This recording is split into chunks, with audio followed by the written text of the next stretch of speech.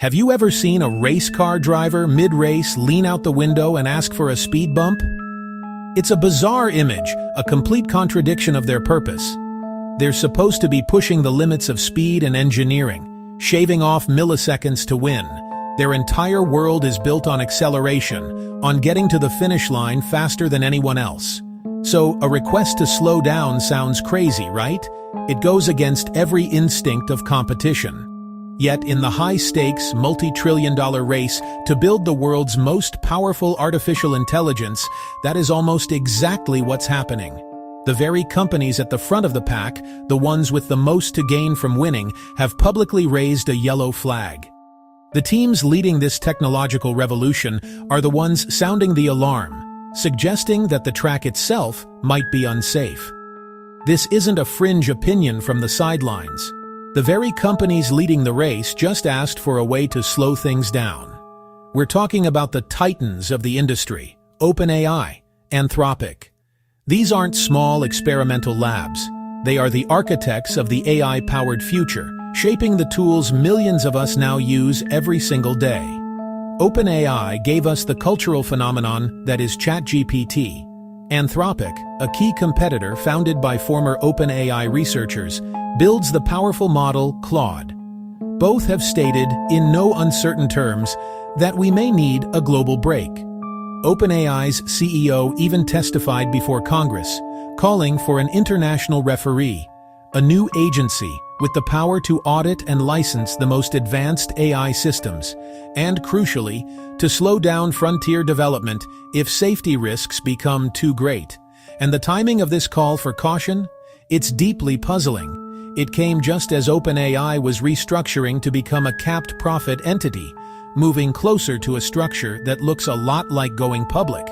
It's a fundamental conflict, the pursuit of exponential growth versus the plea for guardrails. This isn't just a philosophical debate. It begs a critical question. What do they know that we don't? The recent urgent calls to slow down AI development don't just signal caution. They reveal a massive, widening gap in understanding between those building the future and those who will live in it. It's a chasm that separates two entirely different realities, two different languages, and two different sets of fears and hopes. On one side, you have the builders, living at the absolute cutting edge of what's possible. For them, this isn't just a job, it's a mission to solve humanity's biggest problems.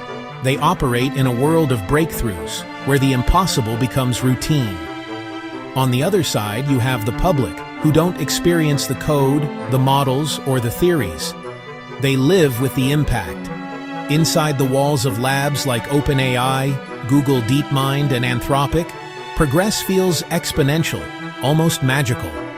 Every week brings a new capability that was considered science fiction just a year ago. This relentless pace creates a powerful sense of optimism and inevitability.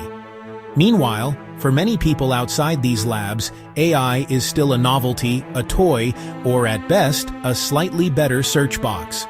Their direct experience is limited to chatbots that sometimes hallucinate or image generators that create amusing pictures. The profound, society-altering potential that builders see remains abstract and distant. Because of this disconnect, the brand of AI took a major hit. The narrative was quickly filled with fear of mass job loss, pervasive surveillance, and the kind of sci-fi doom scenarios that make for great movies but poor policy.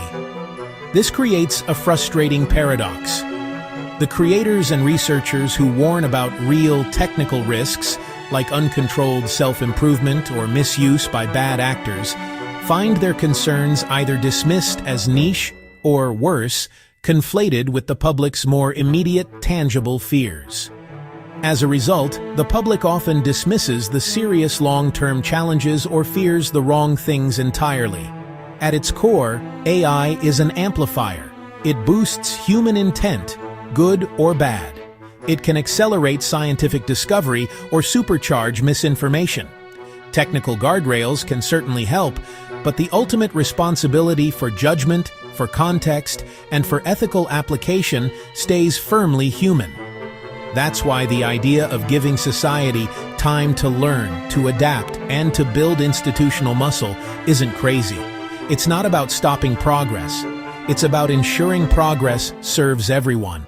It's responsible. If labs are worried, why not just stop? Because the incentives are brutal.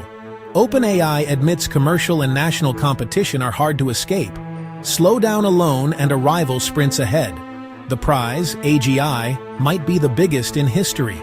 So they want a referee for the entire game, not just their team. They've set internal rules and invited oversight, costly during a public listing push.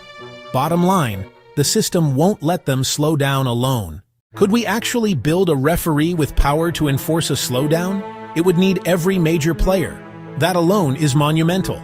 Then enforcement, inspectors for AI like nuclear inspectors, unprecedented access to secretive companies and government labs. But there's a twist. Frontier training leaves a big, visible footprint. Tens of thousands of specialized chips, huge power draws, hard to hide. A concentrated supply chain. Companies like NVIDIA sit at the center. You can't audit every line of code, but you can audit the physical build. Even if we can perfectly track every chip and monitor every watt of power, the real wall we hit isn't technical. It's human.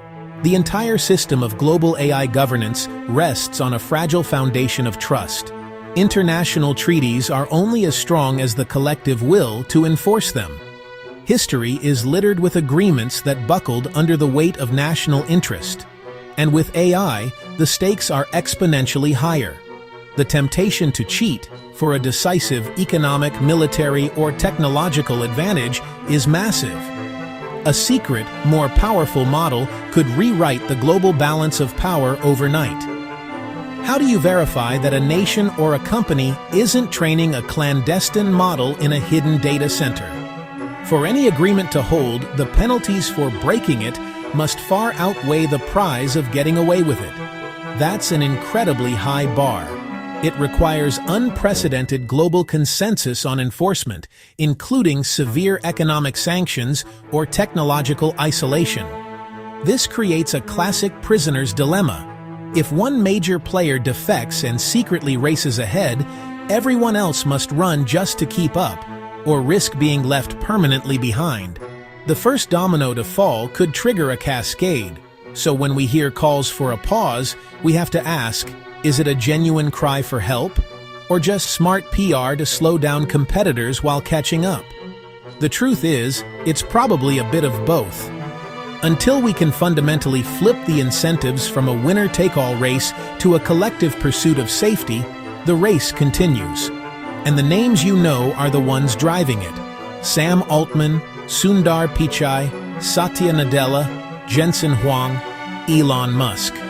Their companies, OpenAI, Google, Microsoft, NVIDIA, xAI, and their creations, GPT, Gemini, Grok, are all locked in this high-stakes competition, chasing the ultimate prize, artificial general intelligence. This all feels huge, but you control one powerful thing. You. Learn the tools. Build the skill. When everyone has strong AI, the edge becomes your judgment and taste. Start small. Run one routine task through ChatGPT, Claude, or Gemini. Give clear instructions. Refine the result. Teach kids not to fear AI. Use it for creativity and productivity. Those who learn to work with AI will thrive. Your skills are the one asset no one can take. So, where does this leave us? With caution and with wonder. Close the gap. Learn the risks and the good. Skip the extremes. No doom. No fairy tales. Real talk. Regulators are waking up. Governance can catch up without killing innovation. Make safe, reliable AI the most valuable thing to build. Design incentives so cooperation wins over competition. Bet on yourself. Stay engaged. Demand transparency. A pause is a gift. Time to think and choose our path, deliberately.